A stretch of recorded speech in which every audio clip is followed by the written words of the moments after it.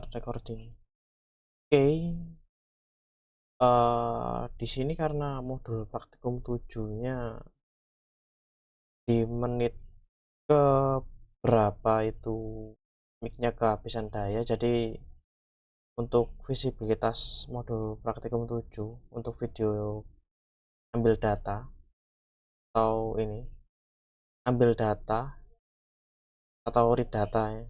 Ini saya visibilitasnya saya matikan karena dia ternyata itu di menit keberapa dia hilang. Ini kan menit ke sini sampai ini dia hilang di menit ke 17 sampai di menit ke 22 dia hilang sampai terakhir. Jadi saya buat ulang lah untuk modul praktikum 7. Sebenarnya sudah ada sih modul praktikum 8 yang videonya, tapi saya akan buat lagi lah ya, karena daripada nggak ada suaranya sama sekali ya, makanya saya buat. Oke, modulnya kan sudah di share di sini sama Pak Zus kan, modul praktikum part 1, ambil atau read data book self. Oke, nanti link videonya akan saya kirim lah di sini, oke nanti aja. Oke, modul praktikum 1 kita akan bahas tentang get data. Get data itu digunakan untuk membaca atau mengambil sumber daya atau resource data dari database. Untuk konsep REST API itu adalah konsep Representation State Transfer Application Programming Interface, adalah pendekatan arsitektur perangkat lunak yang digunakan untuk merancang dan mengembangkan layanan web. Jadi REST API itu digunakan untuk mengembangkan layanan web ya. Sifatnya ringan, scalable, dan mudah diakses. Untuk operasinya kan masih itu ya. Operasinya kan ya create, update, delete kan. Ini ada get, push, put, sama delete. Ini tiap-tiap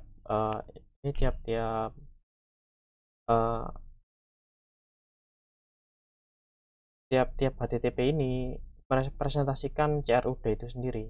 Jadi get itu sama dengan read, push itu sama dengan create, put itu sama dengan update, delete sama dengan delete. Oke, ini untuk pembahasan itu ya, konsep REST API, operasi CRUD. Oke, di sini mungkin bisa kalian baca-baca sendiri lah.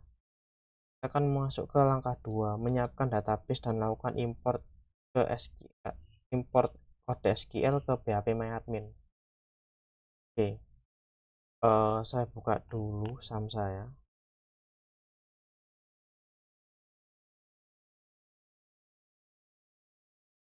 Start. Saya nyalakan juga phpMyAdmin saya.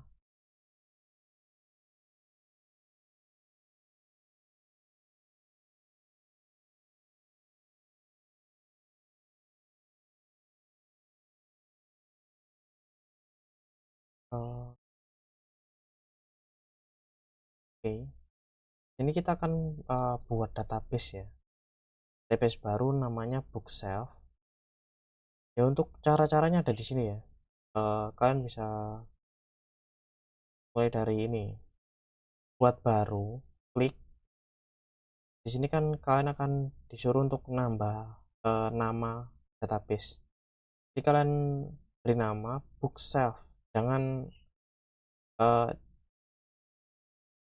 itu ya, jangan aneh-aneh ya namanya ya. nanti kalau nanti kalau beda namanya kayak gini kan kalian sendiri yang lewat. Oke, self untuk database-nya ini. Untuk database-nya ini untuk tabelnya. Untuk cara-cara buatnya itu kelihatannya sudah ada di sini ya. Kan bisa ikuti langkah-langkah di sini lah.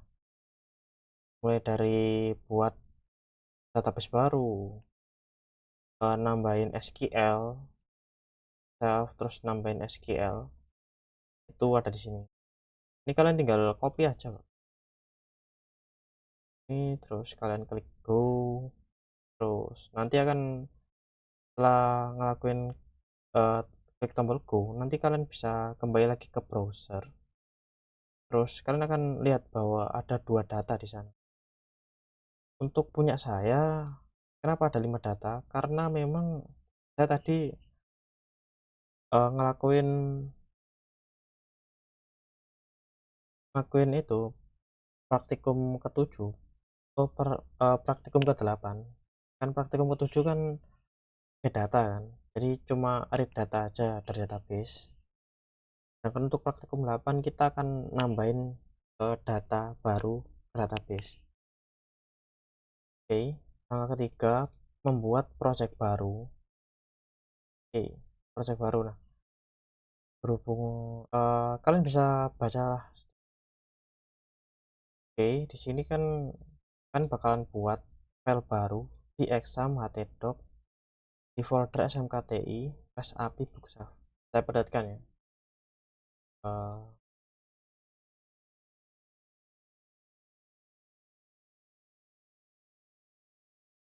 uh, Oke,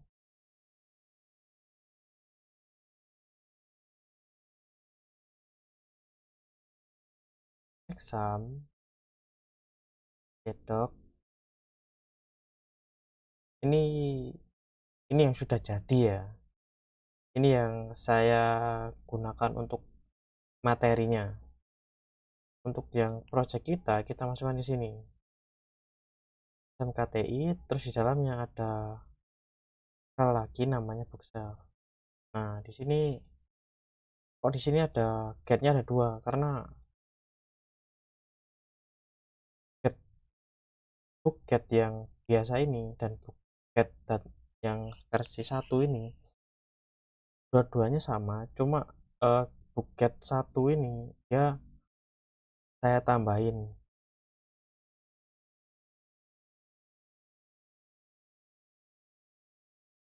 Oke.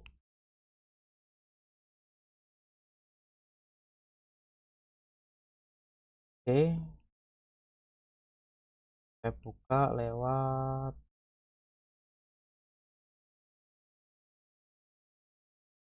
itu ya.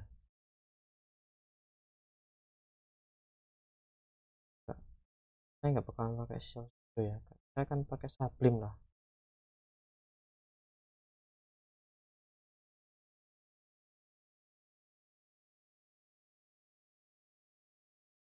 Oke, sini kan nih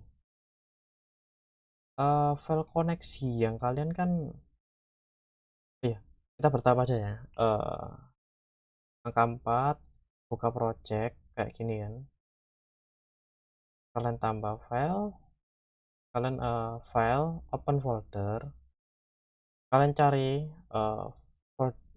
folder yang kalian buat, kalian klik select folder, kalian bakalan muncul kayak gini. Terus kalian nanti akan klik ini new file ini untuk buat file baru. Oke, untuk langkah kelima kan struktur folder, kalian bisa baca-baca lah kan. Saya kan masuknya ke ini kan langkah ke-6 proses koneksi ke database SQL. Jadi kan ini buka file koneksi ini kan, eh punya saya kemarin kan ada rootnya. Nah, kayak gini kan, yang kemarin. Kalian hapus kalau memang kalian nggak punya password untuk root MySQL kalian. Jadi kayak gini ya, ini kan default ya, default itu juga nggak pakai password ya. Gimana ya, tabel struktur misalnya panel, kan ini Randa saya Maradi udah jelas tampilan berelasi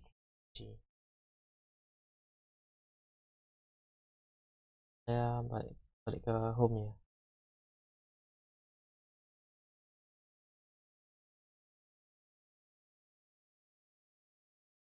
Nah ini kan penggunanya root tapi di sini nggak ada passwordnya. Data akun pengguna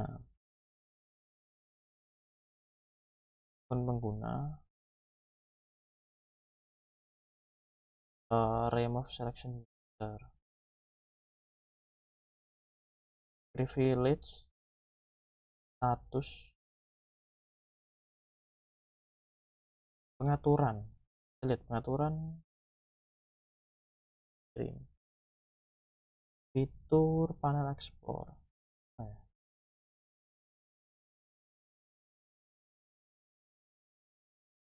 Oh itu ini kan itu root kalian kan privilege. Nah ini change password ini kalian itu kalau kalian punya password hanya root. Untung saja ini kan exam saya kan exam yang baru kan, jadi dia nggak ada passwordnya. Jadi kalau baru install dia nggak ada passwordnya. Kalau kalian mau main-main kalian tambahin password, kalian bisa di menu home pun pengguna. Di sini kan kata sandi tidak ada kan, kalian tinggal edit privilege, kalian masuk ke change password ini buat password. Tapi katanya nggak usah sih, karena kan kita kan nggak perlu nambahin ini kan. Oke, ini untuk tambahan aja ya, perlu nggak perlu kalian tambahin password ya, nanti malah repot sendiri. Oke, passwordnya kosong ya. Terus nanti kan kita kan bakalan install yang namanya Postman. Kalau kalian udah download ya alhamdulillah. Kalau kalian belum download, kalian download dulu ya. Untuk installnya mudah sekali kok. Ini kalian bisa baca-baca lah langkah mengenal Postman, langkah nulis kode. Oke, saya buka Postman juga ya.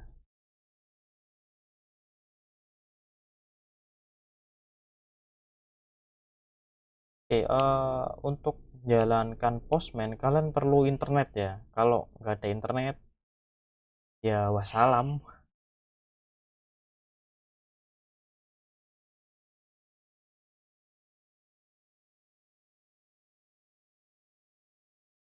Hello ya.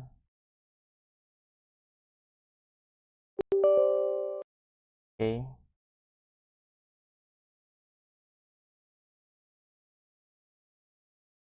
oke.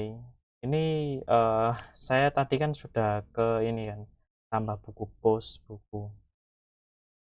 Sebenarnya sih sudah selesai sih. Kan di sini kan delete, terus ubah, tambah data, get data.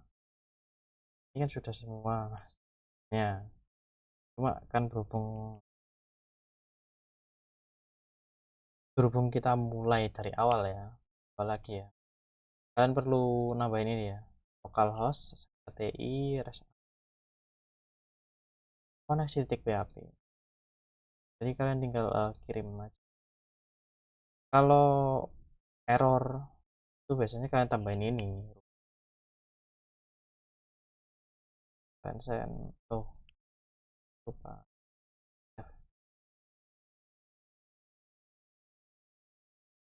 tuh error. Karena kenapa? Karena kalian nambahin password yang sebenarnya localhostnya nggak ada passwordnya. Karena itu kalian hapus saja rootnya.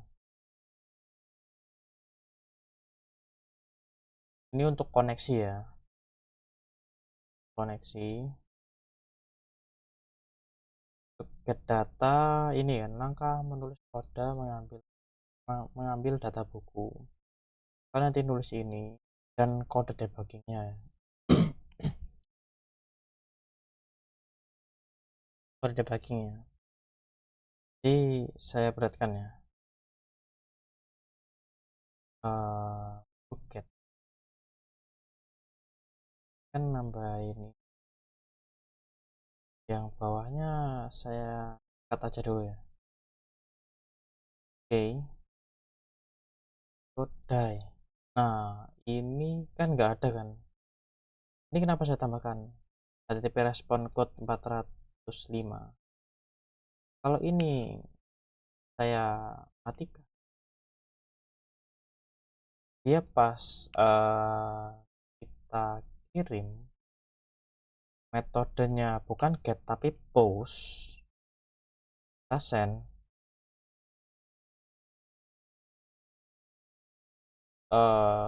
buku. Oh iya, saya lupa save.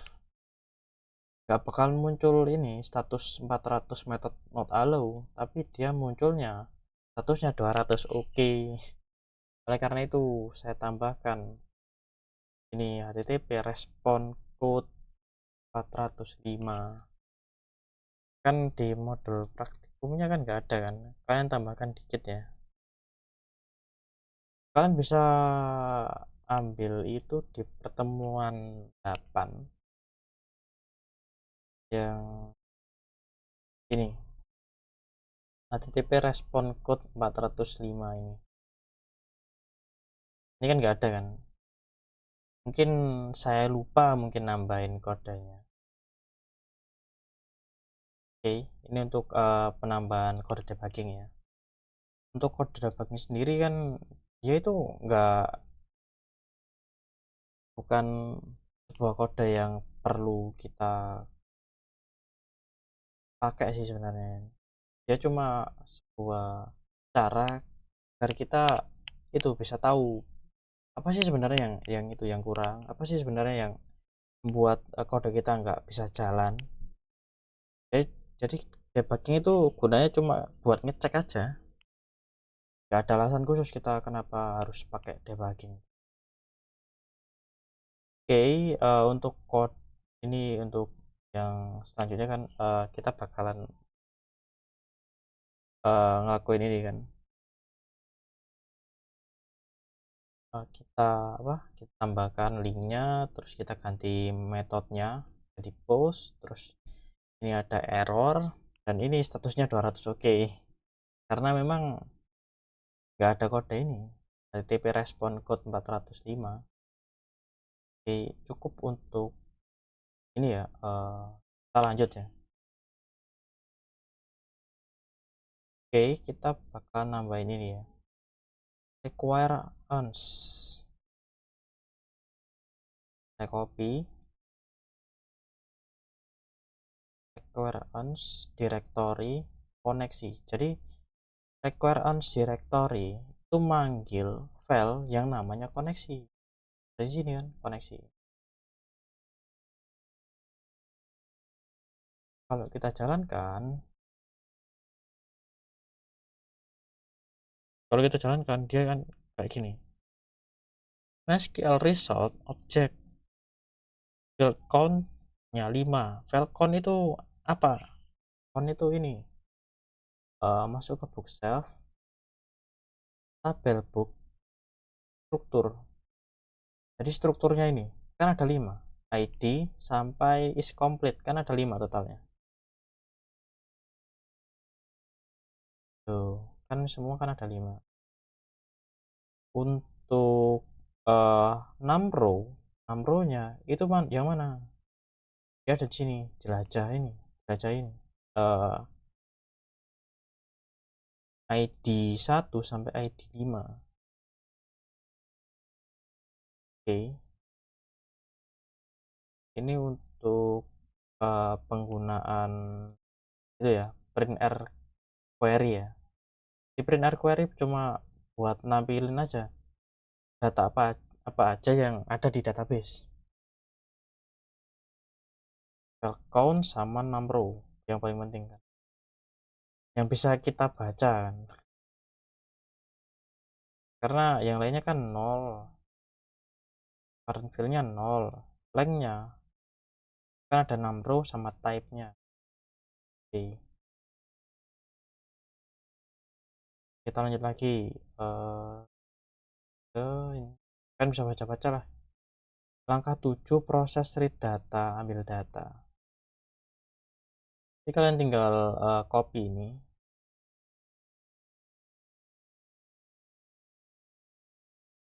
Untuk kode debuggingnya saya hapus ya. Oke. Ya. Oke. Save. Kita jalankan. Datanya muncul semua. Data dari ID 1 sampai ID 5. Kalau punya kalian kan mungkin tampilnya bakalan cuma 2 aja, ID 2 dan ID 1. Ya, kita nambahin ini ya. Untuk query gagal ini, saya masih bingung cara dapetin errornya untuk dapetin error gagal ambil data dari database. Soalnya saya sendiri ini ya, kalau ini saya ganti buku. Oke, saya send. Ya errornya itu ini tabel.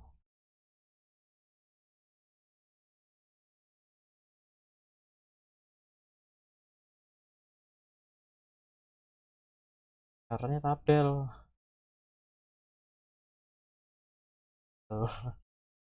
Errornya tabel. Apa lagi ya? Masa ini saya ganti self. Tanya enggak ya? Kalau ini saya hapus atau ganti rak buku, katanya yang errornya itu database. Ya, berarti pokoknya untuk menghasilkan error gagal ngambil data dari database itu gimana saya tahu lah.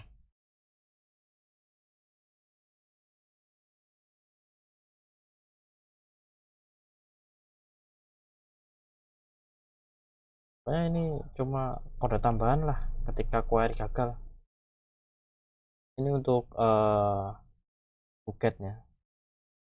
Untuk praktikum pertemuan 7 ya sampai sini aja. Jadi cuma buat nampilin kode ini aja. Sangat simpel sekali kan konsepnya.